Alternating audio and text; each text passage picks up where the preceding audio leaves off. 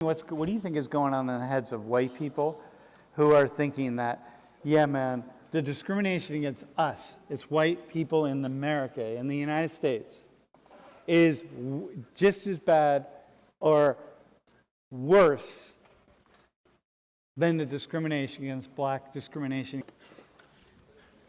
It could be some situations such as maybe there is a program where there is like a opportunity that the black people get that the white people do not get. Okay, so that's one. What else? So People are seeing that something's going on in society that black and brown, not just black people, but Right. black and brown people are getting something that we're not getting. Right. Yeah, okay, what else? Do you think white people are feeling like they're doing well? In terms of Just their own socioeconomic standard, or? they're generally more well off than the other ethnicities. Okay, but nonetheless, they feel like discrimination is a half of them, and that's half, that's a lot. Right. So when you look at that, you're just kind of confused. Do you think it's true? Is discrimination against white people as big of a problem as discrimination against black and brown people? I don't think it's true. Here today, we're going to be analyzing anti-white racism, right? Why, Kenny? Why as a black man are you deciding to focus on anti-white racism? Well, because I do not condone racism in any form. Regardless if you're a black person who said you can't be racist because of your race, that's a racist idea, by the way. And I believe that we need to get back to an absolute moral standard, an objective moral standard, not this subjective relative standard that we have today. Now, where we're applying double standards to how someone is discriminated against. DEI is racism under new management. That's not even an argument. No one can argue with me on that one. And in the intro, I showed you that video because I believe it's a very important clip because a lot of college students are falling into this trap. And I think it's because of the left-wing domination of college professors. A lot of college professors are ideologically on the left, and they push a lot of this woke progressive messaging onto our students. And they're even starting earlier with anti-whiteism disguised as anti-racism, critical race theory, where diversity is seen as something as anti-white. Let me know in the comment section if you agree with that statement that I just made, that on its principles, what it claims to say, oh, no, we're for all people, but by their actions, like the Bible said, by their fruit, you shall know them. Don't believe a man's words. You look at his actions. Based on the actions of the people of the anti-racist ilk, the critical racist ilk, the diversity power people, they call all black audience diverse. They call Black Panther the most diverse movie on the big screen. But all it showed was one race, black people. So with diversity in its undertone, what it's saying, what it's not saying, it's saying that it's anti-white. And I don't understand, like, end of the day, if you allow an injustice for one, you will eventually allow injustice for all. And that's a kind of my philosophical beliefs on these things. And what made me decide to talk about this stuff is the fact that there was a story that came out. Maryland's town racial equity leader revealed to have made anti-white posts, wants society to collapse. Here's a quote from her. I can't wait for society to collapse so my ideology can rise from the ashes, her photo cover reads. And this is the lady. Yeah, she looks really happy here, right? Oh, I got these weird ads. Sorry about that, guys. College Park, Maryland has launched an investigation into his racial equity officer, Kayla Carter, after it has revealed that she made posts on social media targeting white people. Now, let's reverse this. If we had somebody preaching an anti-black message and they posted on social media targeting exclusively black people, what would the conversation be? The self-prescribed anti-racist, right? And you know the funny part about the mainstream left? They always seem to be able to understand racial undertones. Oh, Trump was giving a racial dog whistle. How you understand that? Because you're a racist too. In my view, anti-racism is merely a pretext, an excuse, and a smokescreen to be prejudiced towards white people for no other reason than the fact that they were born white. Name me a white person today that owned a slave. I'll wait. Name me one white person that's been racist to another group of people and you can actually prove it. I've seen stories where white people seem to be able to prove racial discrimination more than black people, but black people complain about racial discrimination way more than white people. Imagine that. This is how they're able to prove it. I had a story up here. I will highlight it up here. How a Starbucks manager was able to win her case about racial discrimination because she got fired because of her skin color. Black people complain day and night about how much they're discriminated against, but when you ask them go sue their employer's butt, they can't. You find out they got fired for low performance, coming up late, not showing up on time, behavior. And this behavior from black people shouldn't be tolerated at all. Black people's power seems to be reliant on white people feeling guilty about themselves. Hey, black people, what happened when white people stop feeling guilty about their skin color? What's going to happen to your whole race narrative here? Anti-racism will die. Because in my belief, anti-racism, critical race theory, is all being powered by white educated liberals, white educated college professors, white educated professionals. The minute these white educated professionals stop buying these books, anti-racism dies, because they're the only ones buying these books at large percentages, in my view. And there's stats that show that white liberals have a negative bias against their own skin color. So that's not going away for a long time. So that means black power literally relies on white hatred, white self-hatred. It's baffling. Who has held the position since May 2022, also expressed desire to see society collapse so that her ideology can rise from the ashes. Sounds like, who that sound like? Bearded guy, Karl Marx? The city has been made aware of the racial equity officer Kayla Carter's post on her personal account. Manager Kenny Young said in a statement, Ms. Carter's views expressed on her personal accounts do not reflect the opinions, beliefs, and core values of the city of Chicago Park and its mayor and council. The city is investigating the matter and will take actions appropriately. Essentially, this person right here is how you, like Kayla Carter, how are you any different from the KKK? Honestly. Instead of being a physical lynching, you do a cultural lynching. You make white people feel guilty about themselves, even though they had nothing to do with the sins of their ancestors. You want to judge a whole race based on a group of people that happen to share the same race as them.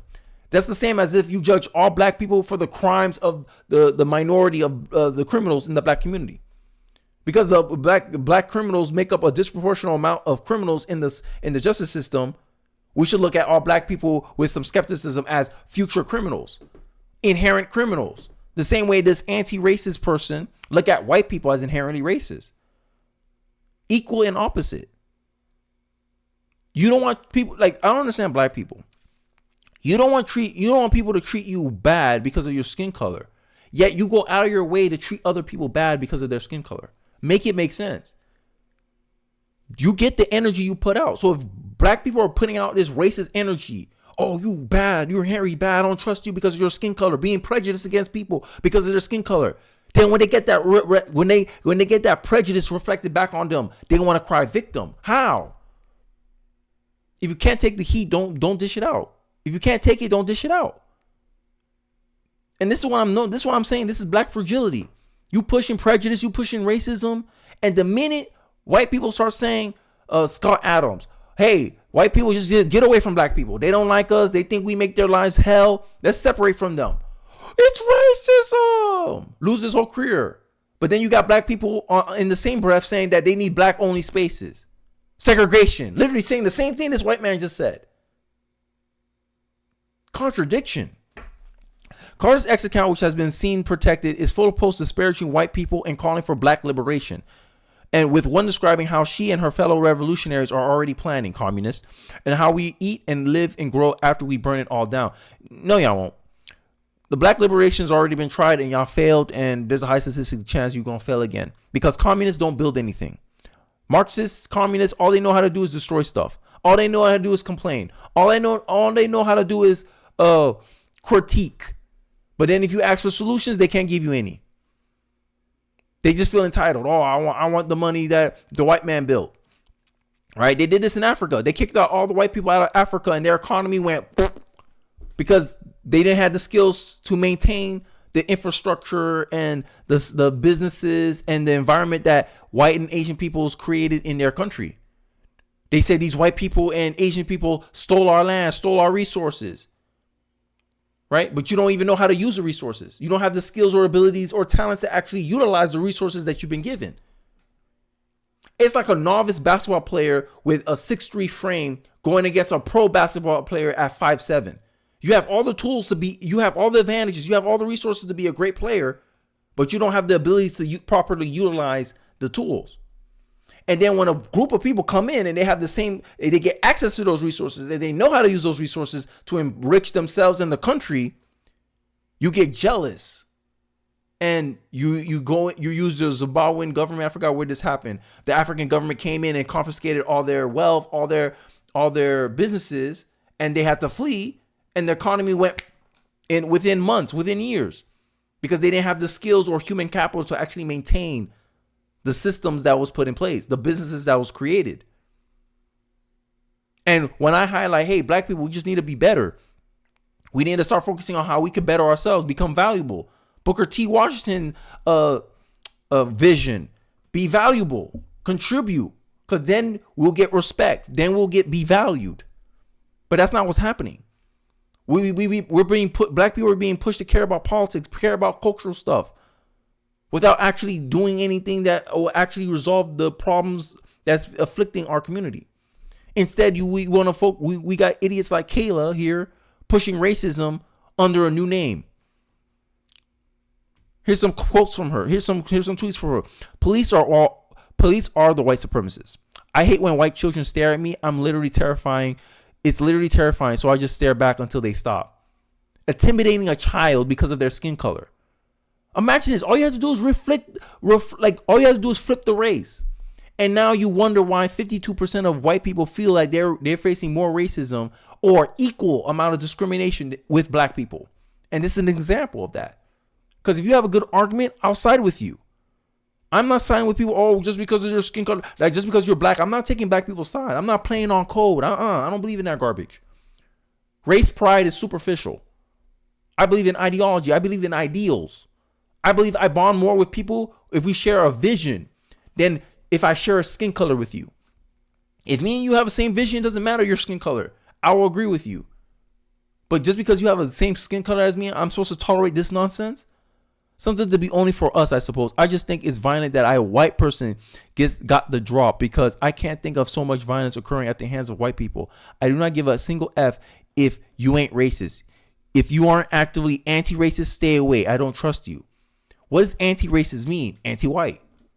You reject your whiteness. White people don't do things in your best interest, which is asinine. Expect that. Like, imagine that. It's essentially you want white people to be altruistic. Do something that's not in your benefit, white people. Condemn your children to a less fruitful future because it helps black people. That's what it means to be anti-racist. Black power relies on white guilt. And what happens when the moment that white people stop feeling guilty for themselves? People like Kayla will be out of a job. People like Kayla will get no respect, no validity anymore, because people will finally tune you guys out. Y'all going to end up just like the KKK end up, in obscurity, only in these small little circles in your predominantly racial communities. This stuff makes no sense in a multiracial republic. And this narrative that white people are the most successful in this country is a lie. It's Asians.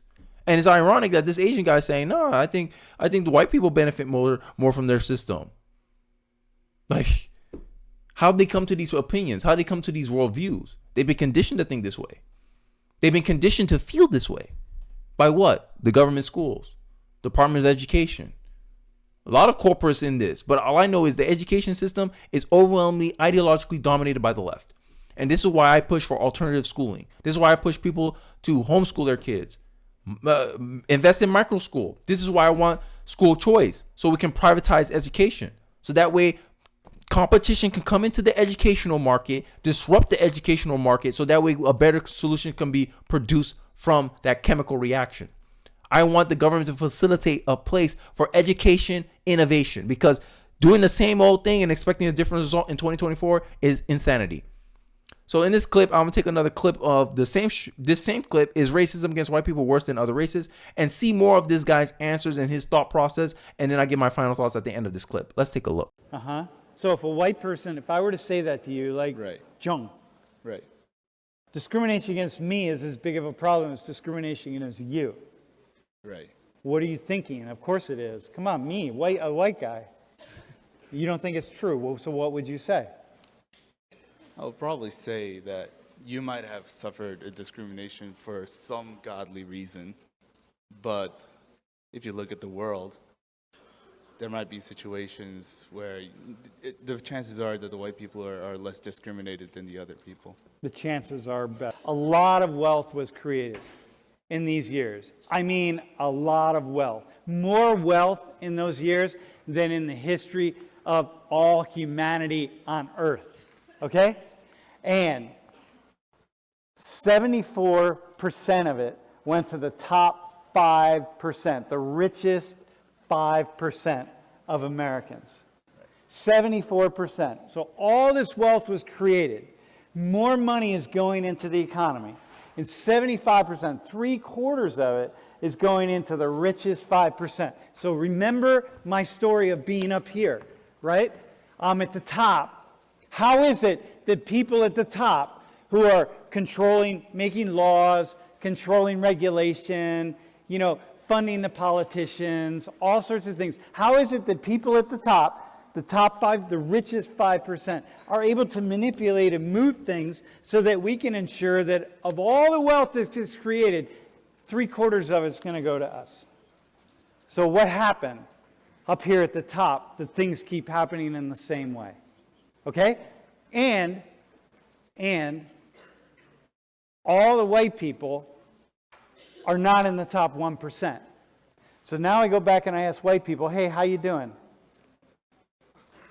How's discrimination going for you? How much do white people understand discrimination? How much do you think white people understand discrimination? How much do you think white people yeah, just that. It's just how much white people Understand discrimination. How well? So in that clip, he tries to make the point that, hey, like this is a kind of like an angle you can go at disparaging white people, telling them that you don't understand discrimination at all. But my problem with that synopsis is the top 5% of these people are also college educated. Who has the majority of the vote? Democrats. Democrats are catering to the richest and wealthiest people, to some of the most wealthiest and successful people in our society. The Democrats party is the party of the top 5%. Look at all these tech CEOs. Overwhelmingly, most of them are liberal, I'll say. Most of them are Democrats. Look at any corporate structure. Look at these board of directors. They're all pushing a woke agenda. Wokeism is coming from college-educated people in corporate America. This is why the ESG stuff is popular in corporate America. This is why they push wokeism. This is why they push diversity, equity, and inclusion. Because a lot of these corporate executives come from what? Educated backgrounds. They come from an institution which is an ideological church of progressivism and the left, called the college, called the university system, especially if they come from Harvard and Yale, the ultimate church of wokeism and ideological progressivism. A lot of these CEOs come from these schools and they push their worldview on the rest of us. Remember how he went into that little stitch about how they control and manage society? Is that's not what's going on right now? Isn't wokeism the very antithesis of cultural propaganda? They were trying to push us to believe a certain set of ideals, a certain set of views, right? Like I said, I already told you, white liberals are the only racial group of people that have a negative self-bias, a negative racial bias against themselves. And they're pushing that idea into society, which is coddling and uplifting black folks and demonizing white people. And then they want to portray themselves as virtuous and righteous people, even though they're at the top of society. This is why I said this stuff is a smokescreen. Identity politics was the worst thing to ever happen in our Western civilization, and I'll stand on that. Let me know your thoughts in the comment section below. I'd like to hear your thoughts on this topic. Don't forget to like, comment, subscribe. I really do appreciate you guys giving me your time and your attention, and I hope you find this video insightful. I hope to catch you guys on the next one. Don't forget to like, comment, and subscribe, and I'll catch you guys on the next one. Peace.